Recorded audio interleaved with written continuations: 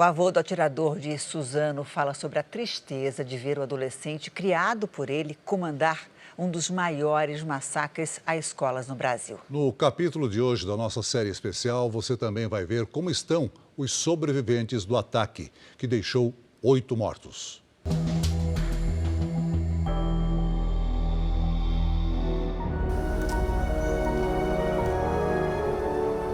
Pintado com cores alegres, nem de longe lembra que esta escola foi palco de um dos crimes mais cruéis do país.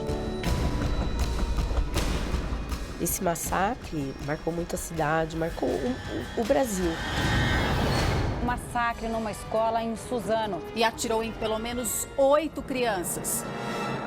Cada vez que tem um atentado numa escola, a memória volta.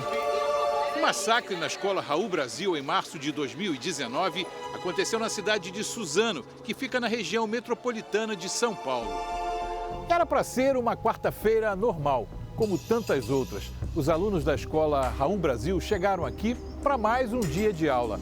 Mas para pelo menos um estudante, aquele 13 de março começou com uma sensação ruim. Eu acordei e senti que eu não devia ir, mas por conta da minha mãe pedir para mim ir, eu fui para a escola. José Vitor tinha 18 anos na época e depois do café saiu para o colégio. Quando eu escutei o primeiro barulho, eu achei que era bomba. Aí no segundo barulho eu já tive a impressão que era tiro mesmo. E aí logo em seguida eu já vi ele já efetuando vários disparos e eu comecei a correr contra ele, né? Ele é um dos estudantes que aparecem nestas imagens correndo do ataque de 2 ex-alunos do colégio público. José Vitor não foi baleado, mas foi atingido por um machado pouco antes de fugir pela porta. Acho que foi o dia que eu mais corri na minha vida inteira. 3 a 4 segundos, 500 metros. Na minha mente só vinha que ele estaria morto. Eles pegaram o corpo dele e levaram para o hospital, mas não sabia o que tinha acontecido. Eu já fiquei pensando, perdi meu braço. Aí logo em seguida o médico veio e já me tranquilizou muito. Hoje, apesar do sorriso fácil, as memórias ainda são dolorosas. Ele sabe que escapou por pouco. Ele estava segurando a arma com uma mão só atirando. Muita pessoa correndo, gritaria, as tias jogadas no chão. 8 pessoas foram mortas, incluindo 2 funcionárias da escola. Na verdade, eu vi eles morrendo, né? Antes, no saguão, eu passei num banho de sangue, né?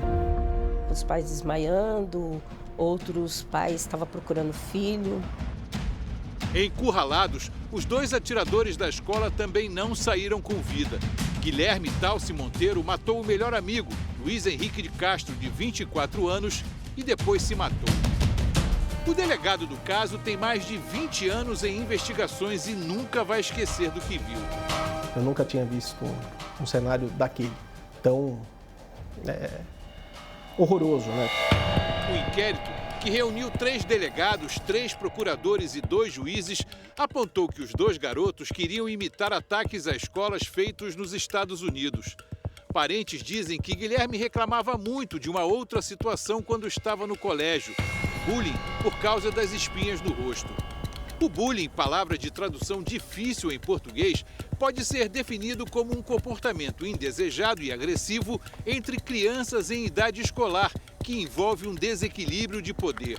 O comportamento é repetido ou tem o potencial para ser repetido ao longo do tempo. Quem vai lá na frente ter um papel de vingança é a vítima. Muitas vezes essa criança ela tem vergonha de confessar em casa que ela está sofrendo bullying. Segundo relatos de professores, episódios de bullying e humilhação se tornaram mais frequentes no período pós-pandemia. As famílias se viram totalmente isoladas dentro de uma casa, muitas vezes sem espaço suficiente. Então, eles voltaram muito mais violentos. No estado de São Paulo, escolas estaduais registraram no primeiro trimestre deste ano mais de 4 mil casos de violência física. Em 2019, antes da pandemia, no mesmo período, os registros tinham sido de 2.708 casos. Depois da investigação em Suzano, um terceiro envolvido, também adolescente, foi apreendido. O alvo dele, na verdade, era matar o José. por causa de briga de escola. Um dos meninos, na época, eu trabalhava como inspetora numa escola e ele era aluno, né? Então, eu era a inspetora, eu olhava ele. A mãe de José Vitor, Sandra, lembra ainda como o ataque não fez vítimas só dentro da escola. Abalou muito as famílias das vítimas e também os parentes dos assassinos. 6 das 8 vítimas do massacre de Suzano estão enterradas aqui, no cemitério municipal de São Sebastião, no centro da cidade. Um dos assassinos também está enterrado aqui, mas por determinação da administração do cemitério, a gente não pode dizer quem é, nem mostrar o túmulo dele. Um dos rapazes que deu a machadada no José, a casa está toda fechada. Outro portão que pouco se abre é este aqui. A casa onde viveu Guilherme com o avô, a mãe e as irmãs mais jovens. Somente o avô é visto na rua quando sai para andar de bicicleta. Foi ele quem criou o adolescente. O mundo desabou para mim, né? Não quis acreditar no que estava acontecendo.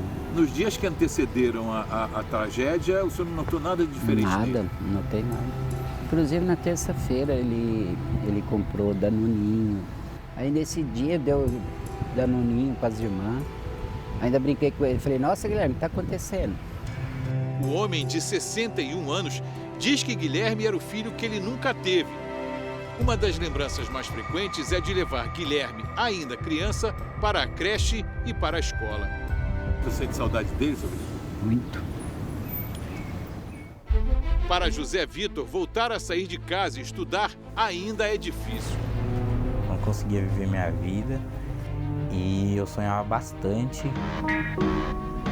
Sandra valoriza cada passo dela e principalmente do único filho. Sabe que só o fato de José Vitor ter saído vivo e conseguir deixar para trás tanta dor já é uma vitória. Foi muito difícil. Eu acho que agora que a gente está começando a andar.